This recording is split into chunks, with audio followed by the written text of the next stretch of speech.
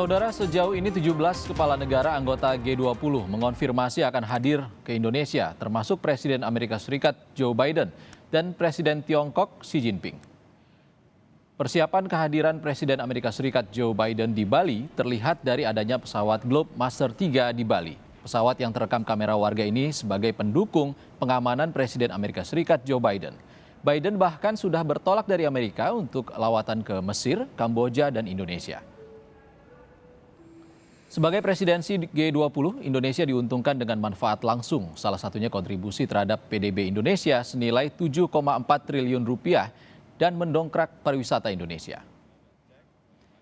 Saudara, 17 kepala negara anggota G20 dikonfirmasi hadir, termasuk Presiden Amerika Serikat Joe Biden dan Presiden Tiongkok Xi Jinping. Indonesia pun diuntungkan dengan manfaat langsung, salah satunya mendongkrak pariwisata Indonesia. Kita bahas terkait dengan persiapan G20 di Bali bersama dengan Menteri Keuangan Sri Mulyani yang sudah tersambung di Kompas Petang. Selamat petang, Bu Sri. Selamat petang, Ihsan. Bu Sri Mulyani, konfirmasi kehadiran sampai saat ini ada 17 negara. Tentunya banyak perang kepentingan antara anggota, terutama negara-negara yang tergabung dalam G7 karena invasi Rusia. Apa visi yang dibawa Indonesia? Indonesia sebagai pemegang presidensi G20 dari awal sudah menyampaikan mengenai tema Recover Together, Recover Stronger. Ini artinya kita ingin tetap menjaga forum G20 sebagai Global Economic Premier Forum untuk kerjasama karena dunia dihadapkan pada tantangan yang tidak bisa diselesaikan oleh satu atau dua atau sedikit kelompok negara-negara. Kalau kita bicara mulai dari pandemi, ya, di mana Indonesia menganggap bahwa pemulihan dari pandemi masih merupakan tema yang penting dan relevan. Kemudian kita bicara tentang isu climate change atau perubahan iklim, isu geopolitik sekarang ini yang menimbulkan eskalasi terhadap risiko ekonomi global dan juga isu mengenai digital teknologi. Jadi buat Indonesia dengan hadirnya para kepala negara dari negara-negara yang menjelaskan 80% lebih dari perekonomian dunia dan lebih dari 60% populasi dunia tentu memberikan sinyal yang sangat penting bahwa kita sebagai host dan sekaligus pemegang presidensi dari G20 mampu untuk terus menjalankan fungsi menjembatani berbagai perbedaan untuk supaya dunia, dan tentu ini pengaruhnya sangat langsung ke Indonesia, akan dalam situasi yang jauh lebih baik, sehingga risiko-risiko yang muncul akibat adanya ketegangan geopolitik, akibat pandemi, akibat perubahan iklim bisa kita atasi. Bu Menteri, soal ancaman resesi dunia serta dampak pandemi ini kan masih menghantui kita. Apa yang akan disorot Indonesia terkait isu ini di KTT G20?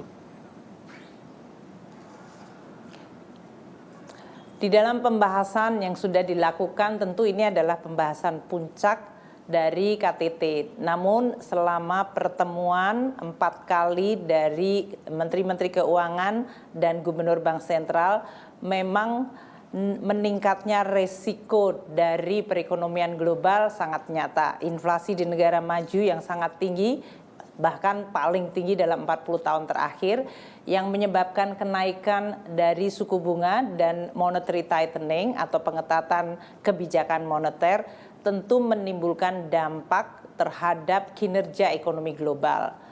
Adanya kemungkinan terjadi resesi terutama didrive oleh negara-negara apakah itu Eropa, Amerika, Inggris, dan juga bahkan negara-negara lain seperti emerging country. Indonesia alhamdulillah dalam situasi yang baik dengan momentum pemulihan ekonomi yang masih sangat kuat di kuartal ketiga. Namun kita akan membahas isu ini di dalam sesi pertama para kepala negara, dari mulai krisis pangan, krisis energi yang menciptakan inflasi tinggi yang kemudian menyebabkan kebijakan ikutan, yaitu bagaimana mengadres inflasi itu dengan tightening kebijakan moneter. Ini akan menjadi fokus di dalam sesi pertama yang sangat penting.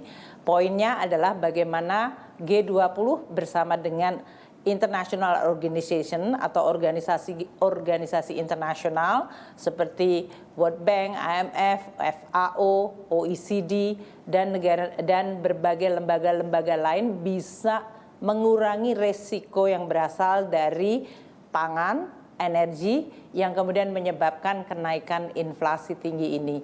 Dan inilah yang mungkin akan menjadi salah satu bentuk komunike atau komitmen dari kepala-kepala negara yang penting. Jadi ada harapan ya Bu ya, dampak resesi ini bisa minimal setelah G20 nanti?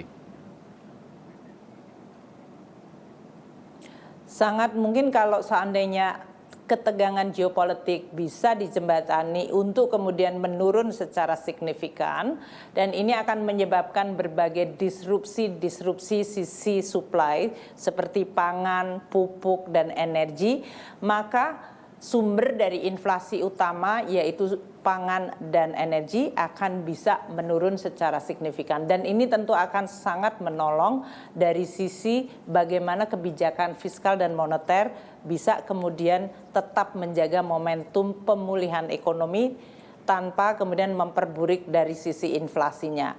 Ini yang akan menjadi salah satu hal yang sangat penting, signaling dan juga komitmen yang kemudian bisa menurunkan resiko dan kemudian akan menyebabkan apa yang disebut penurunan dari kemungkinan terjadinya pelemahan ekonomi global.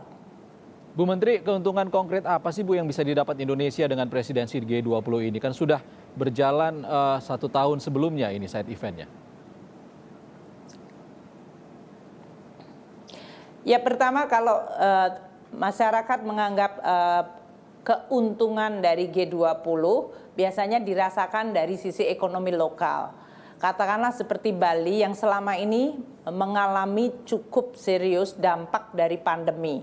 Dengan series pertemuan-pertemuan G20 yang dilakukan tidak hanya pada level KTT ya yang akan terjadi pada minggu depan, namun berbagai kegiatan-kegiatan ikutan dan di level menteri-menteri itu jelas memberikan dampak langsung okupansi dari perhotelan di Bali maupun di tempat-tempat lain yang menjadi host dari G20 itu meningkat dan itu menimbulkan juga confidence bahwa ternyata traveling ke Indonesia aman dan juga dari sisi kalau begitu saya bisa datang ke Indonesia. Kita sudah lihat wisatawan sekarang masuk ke Indonesia lebih dari 500 juta. Itu recovery yang cukup baik. Kalau kita lihat dampak tadi disebutkan 7 triliun rupiah itu adalah dampak yang sangat langsung dan sangat terbatas.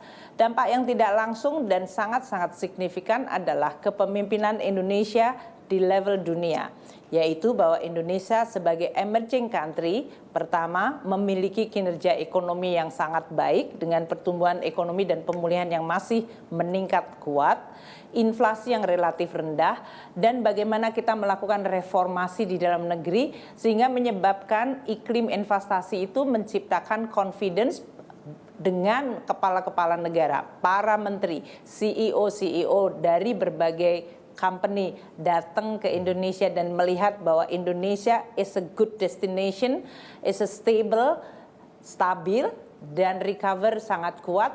Ini akan menimbulkan dampak terhadap perekonomian Indonesia yang mungkin kalau dilihat tidak secara langsung. Secara langsung tadi adalah seperti okupansi dari hotel, restoran, dan banyaknya pengunjung baik dari para kepala delegasi dan rombongannya maupun wartawan dan perusahaan-perusahaan yang diundang pada pertemuan G20 ini.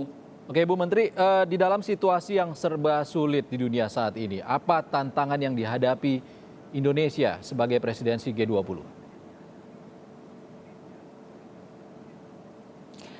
Ya pertama sebagai presidensi kita bertanggung jawab agar pertemuan G20 tetap bisa menjadi forum kerjasama ekonomi global yang utama. Dan itu tidak mudah karena seperti tadi disampaikan dengan tendensi geopolitik yang meningkat dan tensi yang memang betul-betul bahkan di Ukraina telah terjadi perang untuk menjembatani berbagai perbedaan dan juga dari sisi ketegangan politik bahkan security itu menjadi suatu tugas tambahan yang luar biasa.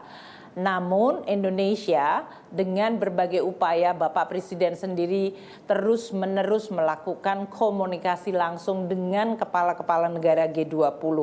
Pada level menteri, kami umpamanya dari Menteri Keuangan karena memiliki frekuensi pertemuan hingga 4 kali, kami terus mencoba untuk menciptakan jembatan untuk bisa menghasilkan hasil nyata, yaitu bagaimana dunia tidak hanya melihat pada G20, karena G20 sebagai grup kita juga mengundang semua international organization yang sangat penting dan juga representasi dari berbagai regional government yang sangat penting. Kita bisa menghasilkan deliverable yang menimbulkan confidence. Pertama, komitmen bagaimana mengadres atau menangani masalah pangan dan energi. Ini pasti akan memberikan signal terhadap tadi kenaikan harga pangan yang tadinya sangat volatile dan meningkat tinggi, bisa kemudian tensionnya diturunkan. Kita bicara mengenai bagaimana kita bisa membahas dan menyelesaikan masalah negara-negara yang sedang mengalami kesulitan keuangan.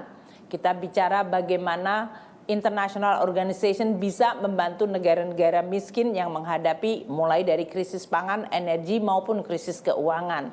Kita bicara tentang sustainable finance, ini berhubungan dengan climate change dan bagaimana negara-negara terutama negara emerging dan negara-negara berkembang yang akan berpartisipasi di dalam mengurangi CO2, namun jelas yang selama ini memberikan polusi dan kontribusi CO2 lebih banyak negara-negara maju, maka bisa dilakukan mobilisasi bicara tentang financingnya. Sehingga banyak negara mampu untuk menjalankan apa yang disebut just and affordable transition, yaitu transisi yang sifatnya adil dan bisa dapat dibiayai.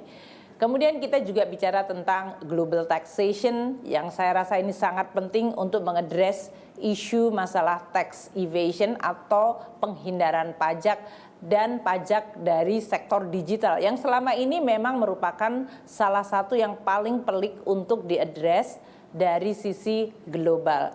Jadi banyak hal yang merupakan isu sangat penting dan kita bisa tetap bahas dan tidak hanya membahas, kita juga mencapai suatu kesepakatan yang ini akan menimbulkan confidence bahwa pertemuan G20 di bawah presidensi Indonesia mampu untuk terus tidak hanya menjaga kerjasama, namun juga menghasilkan dampak-dampak nyata bagi perekonomian dunia yang sedang menghadapi tantangan yang sangat serius dan kompleks.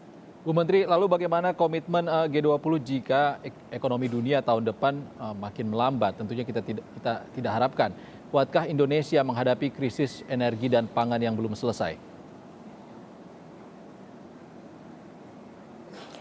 Pertama adalah bahwa kalau komitmen mengenai assessment dari perekonomian dunia yang kemungkinan mengalami perlambatan, maka kita harus bicara mengenai diagnosa persoalannya berasal dari apa.